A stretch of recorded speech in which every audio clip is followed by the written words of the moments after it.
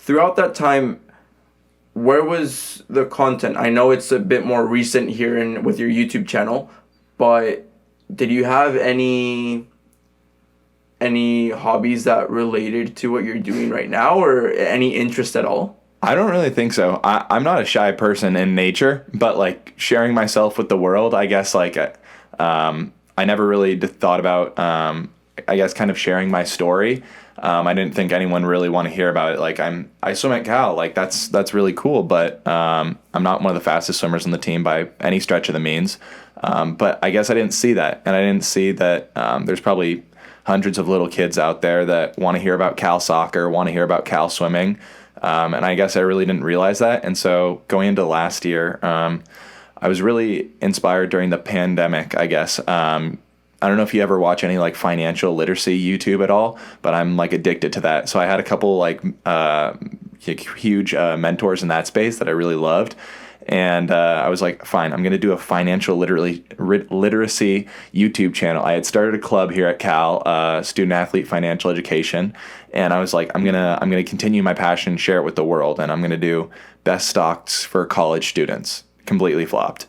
I went on with that for like 4 months. And it wasn't until November of this year that I started making it must have been this summer that I started making like content around student athletes and stuff like that, and that started really gaining traction. Yeah, it was the summer because that was your Olympic trial video, right? Yes, that really took off for me. So yeah. Yeah, no, that's awesome. Like you asked me again before we started the podcast, how I got into this, and it was same during the pandemic. Yeah. So pandemic hit for me, second semester of my time here at Cal. Yeah. So I was a freshman. Yeah.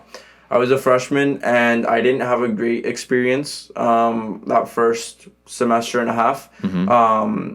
We come in straight into season for us, so that's different, right? So we come in July for captain's practice, and in August it's preseason straight to season. Wow. And that's my entire semester.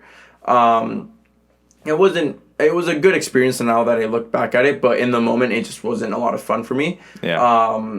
And that happened. I get sent back home, and I met up with someone that is now a mentor and a co-founder in a project that we have, and she really helped me get into content and just like spread a good positive message. And I was like, oh, this is cool. Then I started listening to podcasts, and I was like, wow, like, yeah, this is a great way to meet people. And I don't really know people here at Cal, but Mm-hmm. there's a lot of people that I really want to meet. There's something about me that just likes to understand the way people work. And I mean, we've talked. It's weird. It's the first invitation I've made through LinkedIn, but hey, LinkedIn is there. But I could have said, you know what, let's meet for coffee or lunch or whatever. But once you say like a podcast, it's like, I don't know. I think it makes it easier to reach out to people and to be taken a bit more seriously. For sure. Yeah, no, that's why I started it, to answer. That's really cool. That's a good way of meeting more people. I love that. Yeah, and it's interesting that it happened.